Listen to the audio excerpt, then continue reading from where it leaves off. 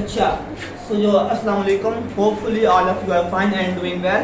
सो last lecture में हम लोगों ने डिस्कस किया था difference between classical physics and modern physics. So आज हम लोग मॉडर्न फिजिक्स की दो थ्योरीज है हमारे पास, एक थ्योरी ऑफ रिलेटिविटी और दूसरी है क्वांटम थ्योरी। तो हम आज थ्योरी ऑफ रिलेटिविटी को डिस्कस करेंगे, स्पेशल थ्योरी ऑफ रिलेटिविटी। ठीक है, so special theory of relativity को स्टडी करने से पहले हमें फ्रेम ऑफ रेफरेंस का थोड़ा सा आइडिया होना चाहिए।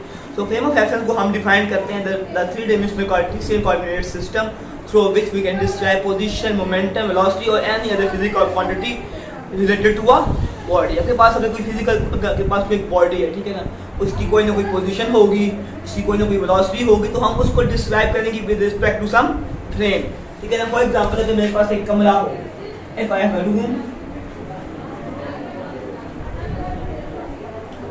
मेरे पास एक मैंने यहाँ पे कमरा ड्रॉ कर दिया, ठीक है ना।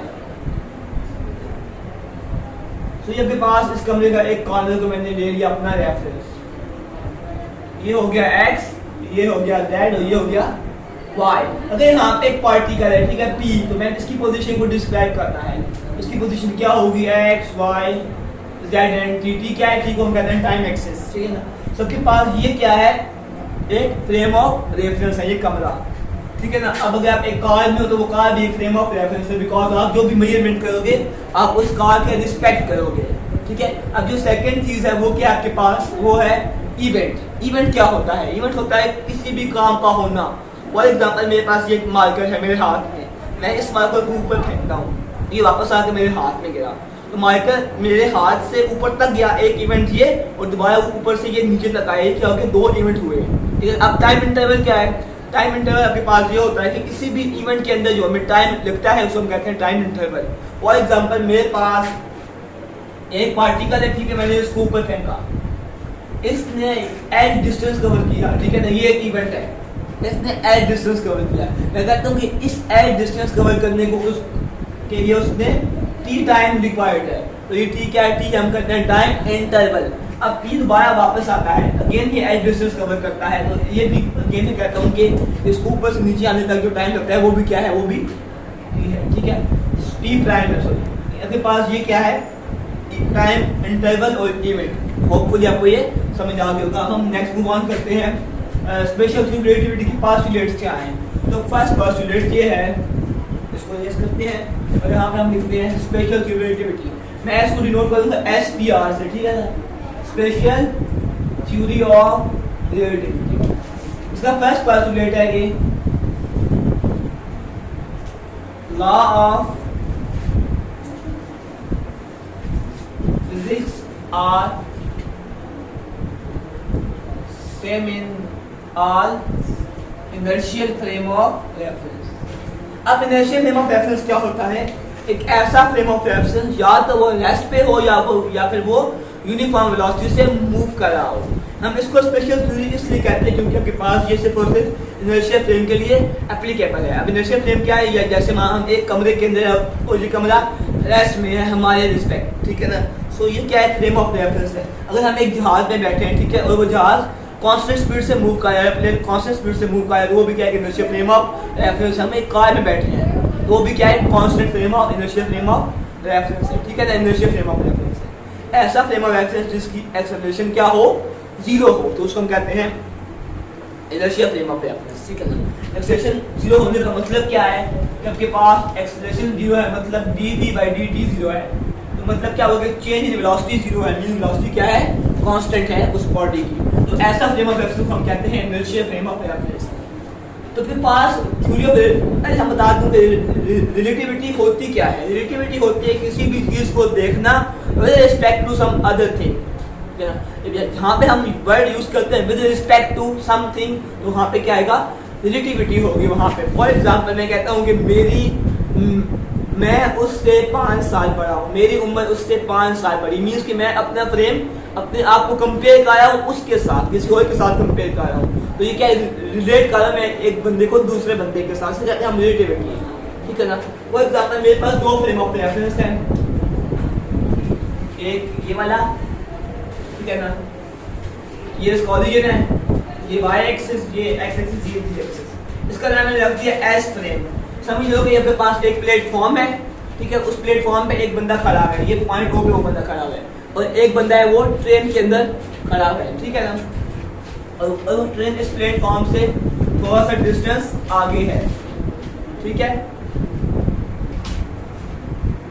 अब इस बंदे ने किसी पॉइंट की, जो बंदा ट्रेन के अंदर है ना, बंदा जो ट्रेन के अंदर बंदा है, इसको हम कहते हैं ट्रेन, इसको हम कहते हैं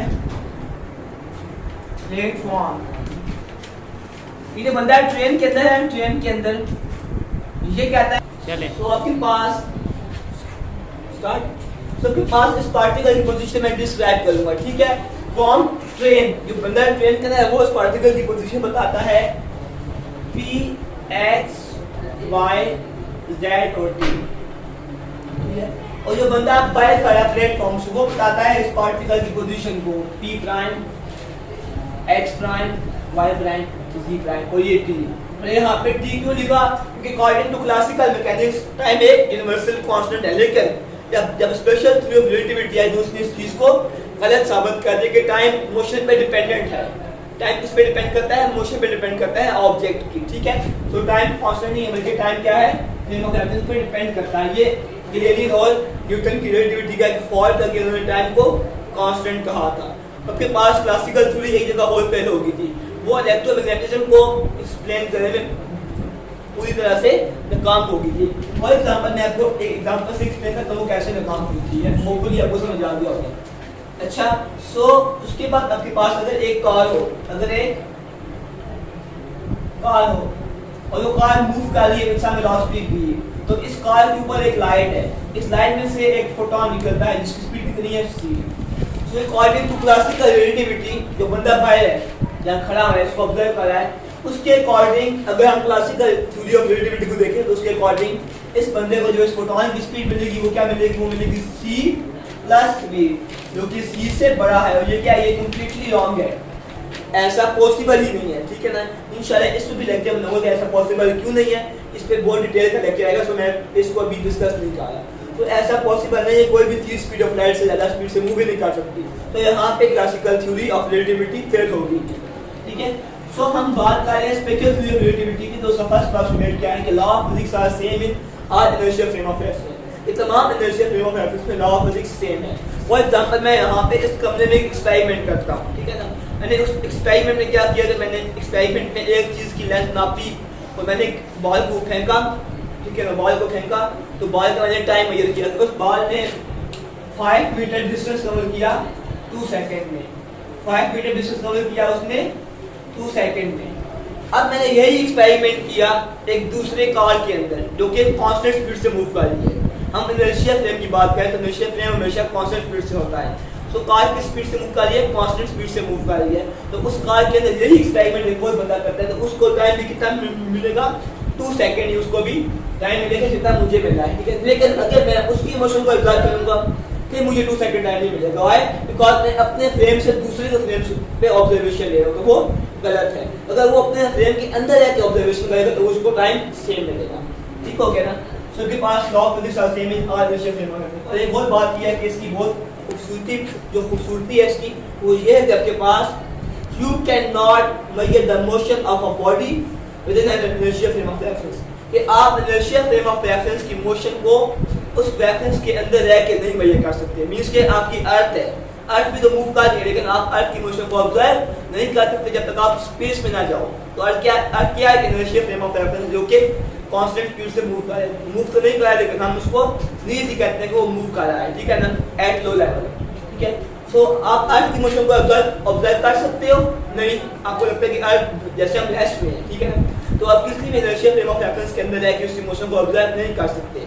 इसी तरह जैसे आप एक एरोप्लेन में होते हो और वो एरोप्लेन बिल्कुल स्मूथ मूव कर रहा हो तो आपको पता नहीं चलता कि एरोप्लेन चल रहा है या वो रेस्ट में है। सेम सिमिलर केस ट्रेन के साथ भी, अगर ट्रेन भी जब कांस्टेंट स्पीड से मूव करती है बुलेट ट्रेन, तो उसके अंदर भी आप उसकी मोशन को ऑब्जर्व नहीं कर सकते। आप किसी भी फ्रेम ऑफ रेफरेंस के अंदर रह के उसकी मोशन को ऑब्जर्व करना नामुमकिन है। ये दूसरा फ्रेम है, जो दूसरा इसका पोस्टुलेट है वो ये है कि आपके पास स्पीड ऑफ लाइट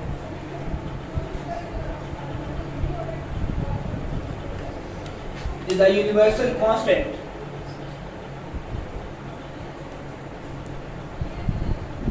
इस स्टेटमेंट को समझने की जरूरत है। कि speed of light the universal constant. इसका मतलब क्या है? स्पीड ऑफ लाइट क्या है? यूनिवर्सल कांस्टेंट है, इसकी वैल्यू फिक्स है, जो कि क्या है आपके पास c = 3.0 10⁸ मीटर/सेकंड इन वैक्यूम। ये वैल्यू क्या है? ये फिक्स है। तो के पास आप जहाँ से मर्जी है लाइट को देखोगे तो उसकी स्पीड कितनी होगी? इतनी ही होगी। मैं इसके एग्जांपल से आपको क्लियर करता हूँ कि अगर मेरे पास एक बंदा है, उसी तरह वो प्लेटफॉर्म पे खड़ा है, एक ट्रेन है, ठीक है ना, और वो ट्रेन मूव कर रही है विद सम वेलोसिटी v, ठीक है ना, v वेलोसिटी के साथ वो मूव कर रही है ट्रेन। अब इस ट्रेन के अंदर क्या सिस्टम है कि आपके पास यहाँ पे एक लाइट का सोर्स है, यहाँ पे क्या एक लाइट का सोर्स है। तो इसके इस ट्रेन के अंदर जो बंदा है उसने लाइट की स्पीड को, उसकी लाइट की स्पीड कितनी है? c है। और ये जो बाहर वाला बंदा है इसके लिए लाइट की स्पीड कितनी है? c है। अब जो बंदा बाहर, मैं कहता हूँ एक बंदा है जो खला से इसको देख रहा है, ठीक है ना, माइक्रोस्कोप के जो भी है टेलीस्कोप के जरिए खला से इस ट्रेन को ऑब्जर्व कर रहा है, तो उसके लिए भी स्पीड कितनी होगी? लाइट की c होगी। आप जिस फ्रेम से मर्जी है देखिए, स्पीड ऑफ लाइट क्या है? कांस्टेंट है, जिसकी वैल्यू फिक्स है। सो के पास ये थे स्पेशल थ्योरी ऑफ रिलेटिविटी के 2 पार्ट्स टुडे।